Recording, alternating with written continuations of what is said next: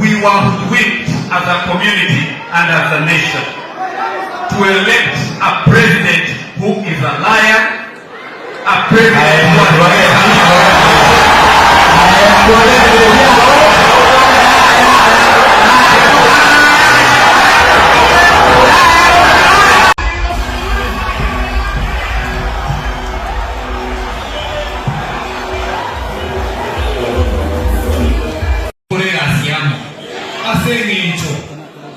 we were hoodwinked as a community and as a nation